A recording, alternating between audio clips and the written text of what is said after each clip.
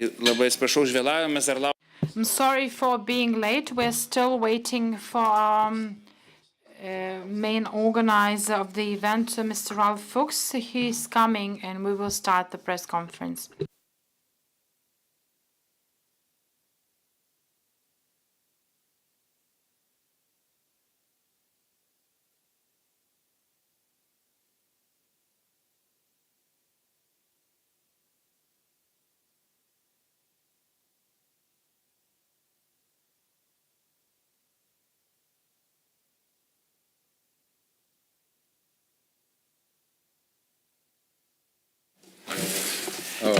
Gerai, tai labai ačiū dar kartą.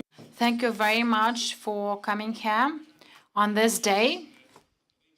We're very glad that in the history of Lithuania and the Lithuanian parliament, the Center for Liberal Modernity and its head Ralph Fuchs, that is an old Lithuanian friend, is our support and like-minded person, and he organized the conference in our country, in our parliament. We hope that this is not a one-off event, that it will become a tradition, and we are very hopeful of having the Center for Liberal Modernity and its office in Lithuania. Mr. Ralph, can we say that Berlin has come closer to Lithuania and that you will start working here on a permanent basis in Vilnius? This is our actually goal, a long-standing goal.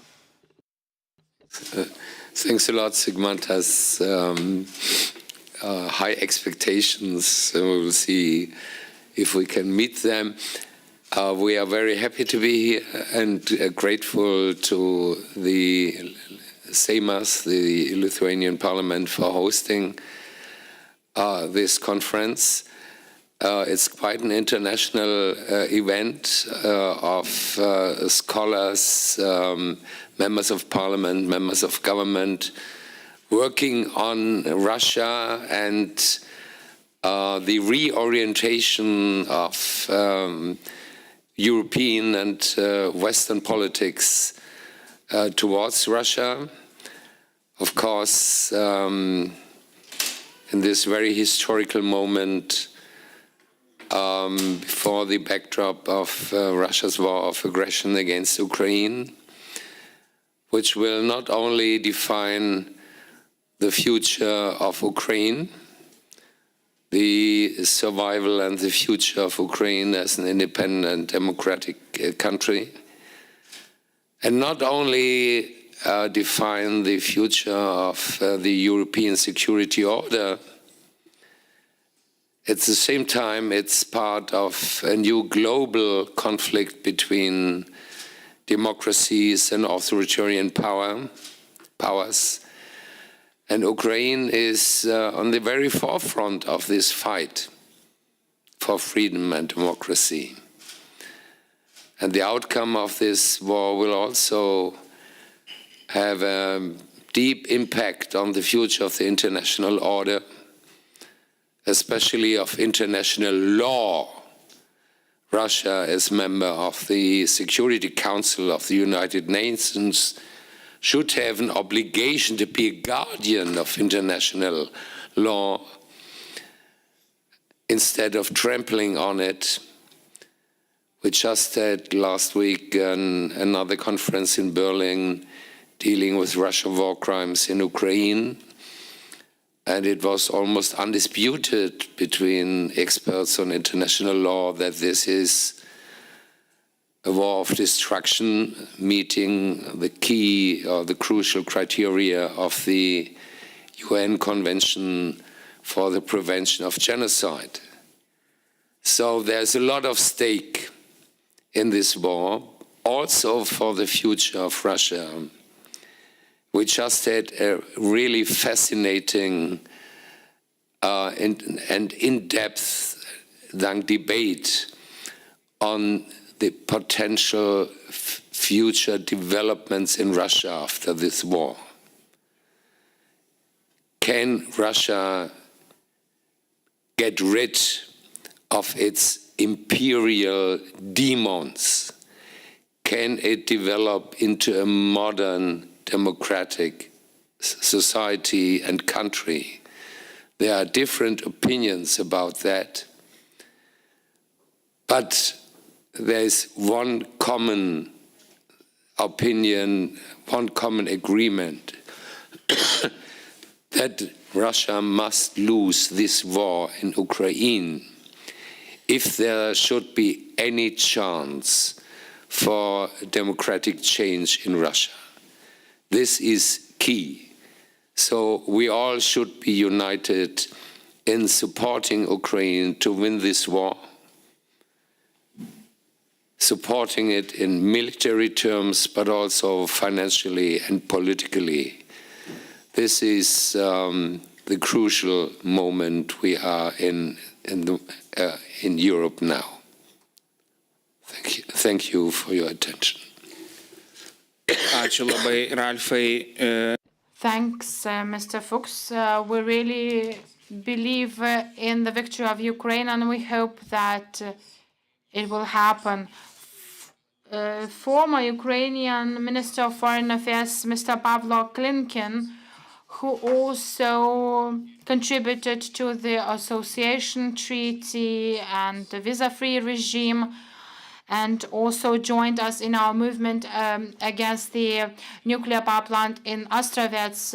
Do you think, Mr. Klimkin, that Western support is sufficient for the victory in Ukraine? Or do you think that the West will guarantee a place for Ukraine in the European Union and NATO in order to stop the war? Good to be back here in Vilnius and to feel among friends. I've started my short speech today with great recollection about Ukrainians and Lithuanians having immense solidarity in the camps in the Stalinist time. It's still the same sense of solidarity, and we are immensely grateful for it. But we have decided, all of us, that Vilnius can do more and to start this good discussion. And it's really not about talking shop.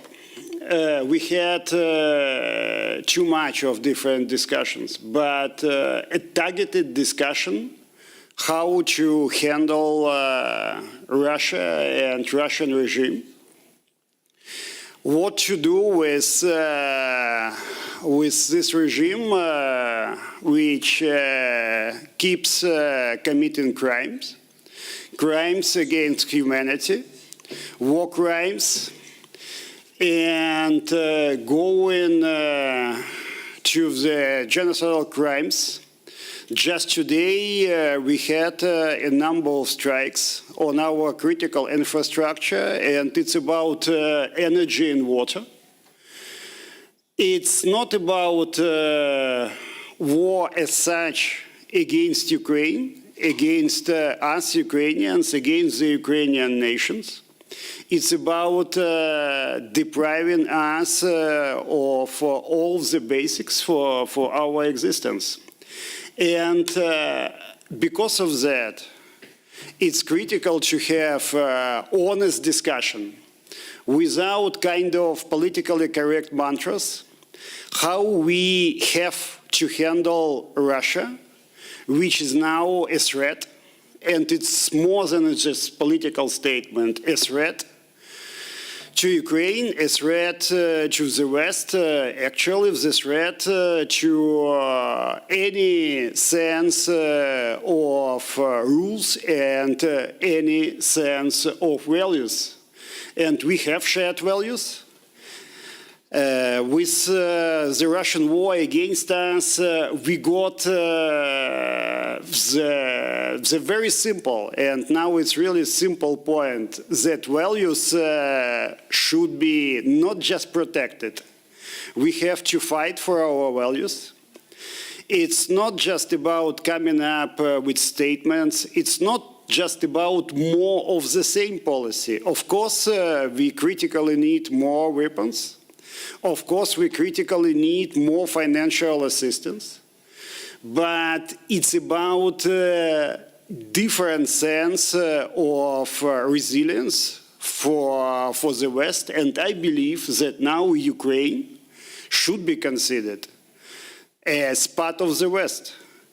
And the really strong point from the West should have been to say very clearly that Ukraine gonna be a full-fledged member of all Western alliances, whether it's EU or NATO, granting us the EU candidate status was already a statement in the sense of support. Now we need the next one, the simple point on how we gonna shape up our accession, how we gonna shape up our transformation. And here we are very much count on our friends, but also on our Lithuanian friends.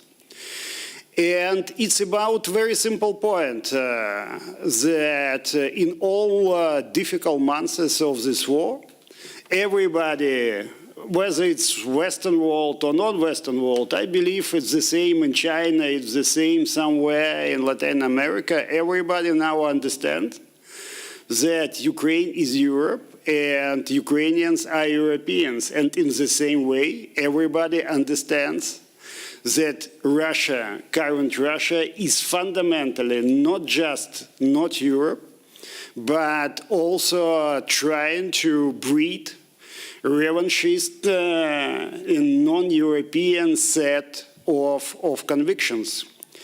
And we need to take this perception into real policy, consistent policy, strategy, and to get the real will.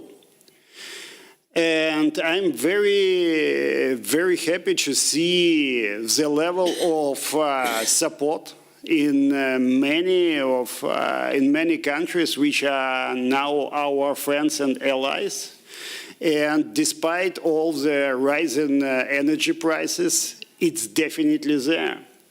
Because Russia has been waging a real war against the West as such, trying to reshape the West and trying to get the sense of the West as someone not able to produce solidarity. It's exactly where we have to count the Russian regime.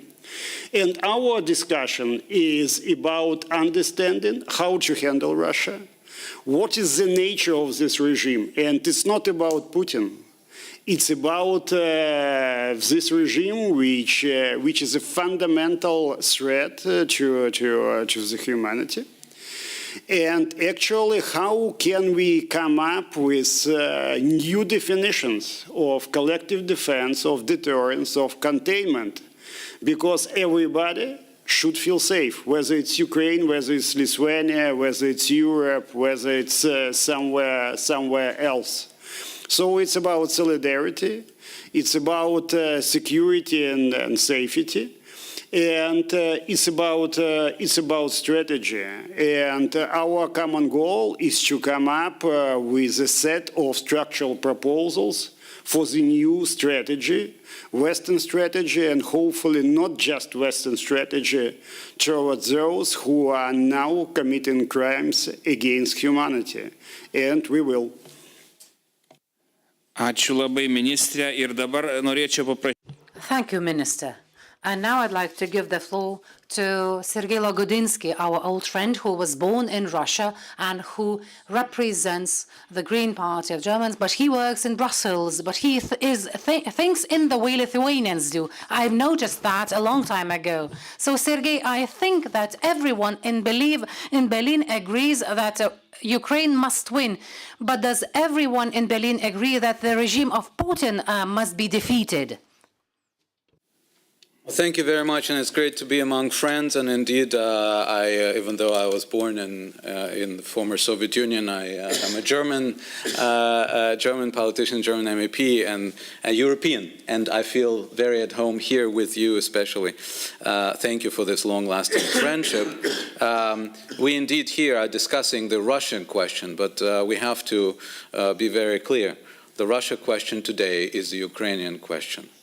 And that means that everything that we're discussing, and we will be discussing about the current and the future relationship with Russia, we are discussing through the prism of the crimes and of the aggression that is taking place now. And any future relationship with Russia, in whatever shades, will be predetermined by the outcome of this war. And that's why, as my colleagues already said, there is a broad agreement among us at the table is that the core issue and the core question of Russia today, when we're discussing this and our relationship with Russia, is not so much transformation, but a demobilization of Russia in this conflict and a Russian defeat in this conflict. This is not something that everyone will pronounce and speak out and spell out in my home country, Germany, but I think there is an increasing understanding that this is the goal that we're having and that we're sharing. And I refer to the speech of our President Steinmeier, who has moved tremendously in that direction. And I do encourage also our Chancellery and our coalition partners to take a more clear stance also on that. That means that the core issue that we're discussing now is manifold, but the main point is providing not only defensive weapons, but all weapons that Ukrainians need to reconquer and to liberate the areas that are under occupation. I think this is our humanitarian duty to provide Ukrainians with the weapons that are necessary. Number two, and we're discussing this intensely also in the European Parliament, it is about responsibility of Russian Federation for the crimes and the crime of aggression that has been committed. And it is also about finding ways, legal ways, internationally recognized ways, but possible ways to finance the future reconstruction and the current help to Ukraine through the assets that are affiliated with Russia or Russian citizens. We are working on this now in the European Parliament on multiple fronts with multiple initiatives, also regarding confiscations. And I would like to emphasize one more thing. The important fight that we're fighting now is also the fight over the souls and hearts of Europeans themselves. We will be having a very difficult winter. We are having political changes and transformations in many countries that are allies in this front against Putin. We will need to do everything to equip Europe with possibilities, and Europeans with possibilities and motivations to continue this support and solidarities with Ukraine even throughout this difficult winter. We will need some more money, we will need some more social programs, and we will need probably a European borrowing, joint European borrowing system and a solidarity fund in order to mitigate the hardships that are coming. And we will need to invest more, and I'm happy that our foreign minister in Germany is seeing it also as a priority, to create and to reinforce the world coalition against Russia and against Putin government, because without a world coalition, just like we saw at the UN General Assembly, but also going beyond, addressing our Turkish friends, which I'm doing also as chair of the EU-Turkey delegation, addressing our friends in Central Asia, where Anna-Lena is traveling now, but also in India and other countries. Only this way we will be able to provide and produce tangible results and actually contribute to the defeat of this war of aggression. Ačiū labai, Sergejau. Thank you, Sergei, very much. Well, Berlin is truly with us today, but we do have the representative from Paris today, Maria Andras, who has always been with us. She's a professor who looked into the crimes of the Soviet Union, and she now does her utmost to bring Paris closer to our region. During the conference, you said that we should not use the term of collective West. Can you explain why you suggested that? Thank you very much. Yes, I will answer your question at the end. I will not forget. But as I am also a former Sovietologist, I'd like to start with a recollection of my first trip to Vilnius, and you will understand why, because I would like to make a strong case about addressing Russia and the Russians with the prism of differentiation and diversity, and not believe that Russia is the Russians, is Putin, is the military. So I was a young Sovietologist, a guest of the Academy of Sciences of the USSR, and friends embarked me on a train to Vilnius one night for a weekend, which was totally illegal still at the time. But they said, you speak Russian, we'll make it. And it was the Palm weekend, that is the Sunday before Easter. And everybody had these wonderful dried flowers. Every single resident of Vilnius was out in the street. And so we also went to the Russian church, and everybody there, every Russian, was also celebrating the Palm Sunday of the Catholics, and everybody wanted out. And I think this tells a lot about how much it matters to know the country you're talking about and travel the provinces. And I can assure you that there is not a majority of Russians who are also defeated by the Putin regime, would support a war that they might be sent to prison just by saying that there's a war. So all this makes absolutely no sense.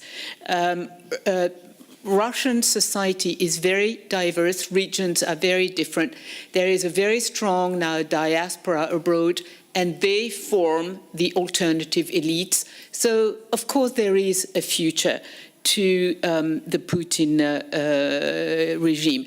I don't see anybody in Russia having a desire of conquering. Putin himself is not an imperialist or a conqueror. He's a spoiler and destroyer. That's what he is. My second point is about security. I fully agree with Sergei Lagodinsky. The only way the Russian regime and the Russian army can be defeated is by full capitulation. Security and sovereign state, it cannot be half. Like a woman can be half pregnant. Ukraine cannot be half secure. And we made the mistakes in 2014, trusting the Minsk agreement to bring some security to Ukraine, and it did not, which means that we need to have an immediate strategy, which is defeat the Russians in the war and make Ukraine fully safe and secure, and of course a member of the EU and NATO. But the second stage certainly is to anticipate what's going to happen in the huge Russian Federation and make sure that people there are safe and secure and not fall under another tyranny.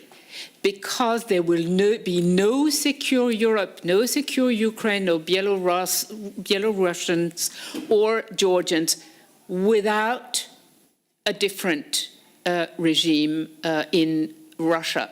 And this is possible, and this is our task. I understand that it's not for the Ukrainians. They are very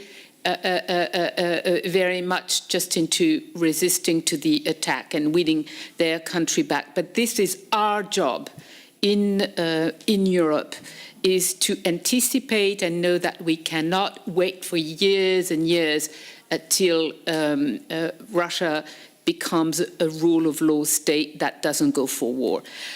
Finally, on Western policies, European policies, French policies, just in a nutshell, French policies have not always been the best towards Russia, towards Ukraine, Georgia. But I don't have time to go into this now. In a day or two, you will be able to read my paper on the subject on the LibMod website. What matters today is the EU and NATO organizations and decisions. French policies, German policies, they don't matter as much as EU and NATO common collective decisions. Organizations matter.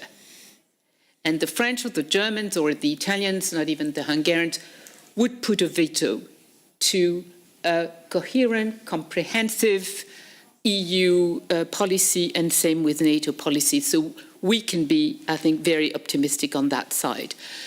This is why I say there is no collective West. I mean, that makes absolutely no sense. Is there a collective Asia, a collective?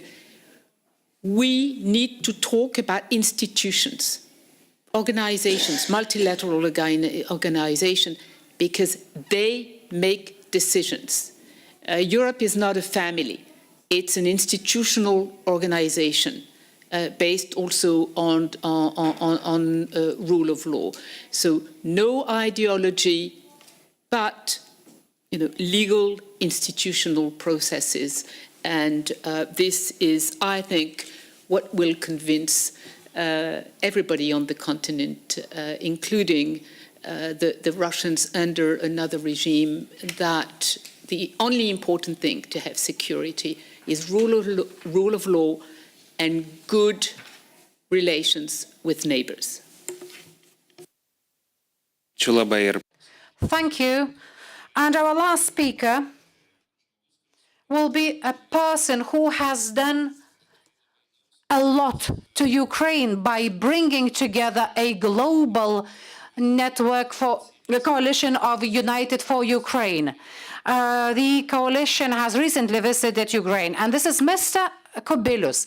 Mr. Kubilius said that in order to conclude the war in Ukraine, it is necessary to expand NATO. Do you think we will succeed in doing that? Do you think we will succeed in organizing and starting the negotiations with the Ukrainians already next year? Thank you. I have some general observations as well. I will try to use the opportunity, and I will speak Lithuanian for the Lithuanian audience. The first thing that we all have to understand is that the current generation lives in modern times and witnesses the extreme transformations. And I would dare to compare those transformations to the events that were happening in the 90s in Europe. We all remember the fall of the Berlin Wall, and we see all the signs that we will witness a similar process when the authoritarian, aggressive, terrorist, kleptocratic regime, and that when the borders of this regime will start to crumble and collapse. I will say two things. Ukraine will definitely win in this war with the help of the West. And this will be the main reason why such transformations, huge transformations, will take place in Europe. Ukraine in the coming 10 years will become a EU member state and NATO member country, because the West will help Ukraine to become part of this family. Thanks to the events in Ukraine, European will also change, and it will become an effective institution, as Marie has recently mentioned. European Union will become an effective institution. NATO will become an effective institution with a clear strategy with respect to both Ukraine and Russia. And the last thing, to my opinion, during this decade, Russia will either become different in the positive sense, or there will be a question about the existence, the very existence of Russia itself. So we are talking about these things in this very important conference, and I hope that we are trying to fill in the vacuum in the European Union with these conferences, because the European Union had neither significant strategy with regard to Ukraine and with regard to Russia. And Joseph Borrell has recently admitted that, and Joseph Borrell is the boss of foreign policy in the European Union. Thank you very much. I very much want that the participants of the press conference have their time for lunch. So I will take only 2 questions. Konstantinas has a question to make, and maybe this will be the first and the last question. Konstantinas, the floor is yours. Thank you, Ambassador. I have 2 questions. In English for the German and French participants, and another one in Lithuanian for you and for Prime Minister Kubilius. So the question to Sergei, Marie, and Ralph, should the West essentially try to reach out to elements of Russian bureaucracy, to probably weaker parts of the Russian regime, to speed up the collapse of the Putin system? And can it be done? And mano antro klausimas. My second question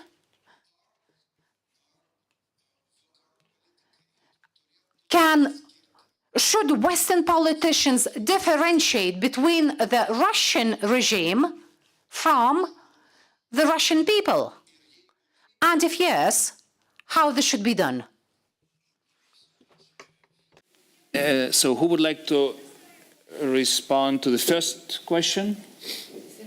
Sergei.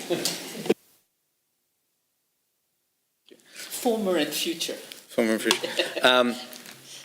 I think that for now, the question of differentiation between the Russian structures, bureaucratic structures, as you called it, is a very difficult one.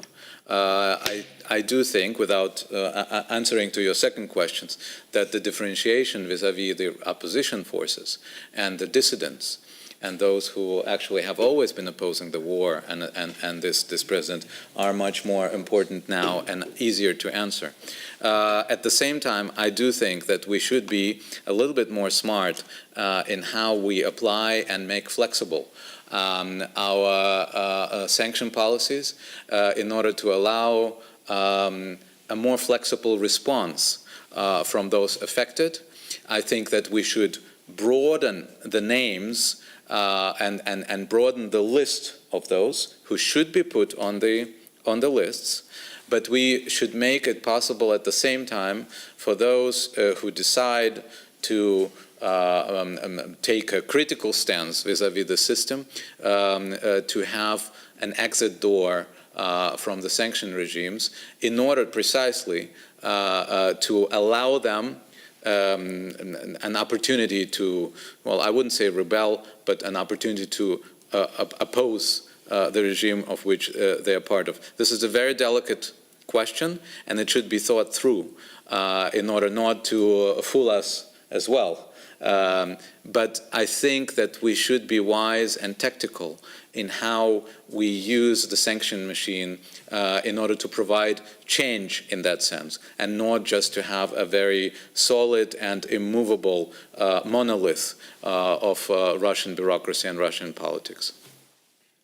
Ačiū labai, Sergejau. Ir gal tada Thank you, Sergei. And maybe Andres would like to answer the second question, and Ralph will make a conclusion. I will be very brief. I don't believe in the rationality in finding the answer to this question. Where is the difference between the regime and the society? I don't believe in a collective blame of collective guilt of the entire Russian nation. First of all, we have to understand the reasons of the Russian tragedy. I think that Russia is facing a historically natural competition between two major ideas in society, and Putin actually is exploiting that, and the ideas are born from certain historical processes. So one dream or a feeling in Russian is a nostalgic feeling towards the future to the past glory, and Putin wants to uphold and maintain this nostalgic feeling to the Novorussia, to the ideology and glory in the past. The second idea or dream, which is natural for many people, is living in a normal, decent life, in Russia. And I believe that there are many people in Russia who really want that. So we don't have to think in the West of differentiating between Putin and the society, but we have to think of winning over with the idea of belief that with the help of the West, a normal life can be created in Russia. And this is, I believe, is a more important discussion than making differentiations between the Russian regime and the society. Thank you very much, Andres. And I would like to ask Ralph to wind up this conference several words about Berlin, where your idea, did you imagine that this would happen?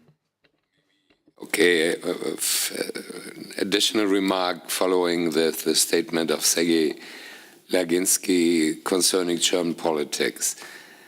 You know, probably you may be aware that Germany has gone quite a remarkable way and has undergone quite a remarkable change since February 24th. From no weapons into conflict areas, no EU membership for Ukraine. Let's find kind of arrangement with Russia about the European security order. This was for 20 years the dogma of the German foreign policy, including energy partnership with Russia. And all these dogmas crumbled within a few days. So we really have a new German policy and a German understanding both towards Ukraine and Russia, but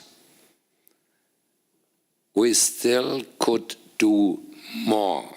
Yeah, we could do more in terms of military supply for Ukraine, including tanks. As Sergei said, it's not only about defensive weapons, it's also about enabling Ukraine to liberate the occupied territories. And we could do more in terms of financial and technical assistance. It's not just about dreams of green recovery of Ukraine after the war. It's about supporting Ukraine to survive the next winter. And so Germany has still to go a long way to meet its responsibilities as the major economic and political power in Europe. And we are working on it. Thanks. Ačiū Jums labai. Thank you very much. I close the press conference, and we very much hope that you will return to Lithuania on several occasions in the future. Thank you.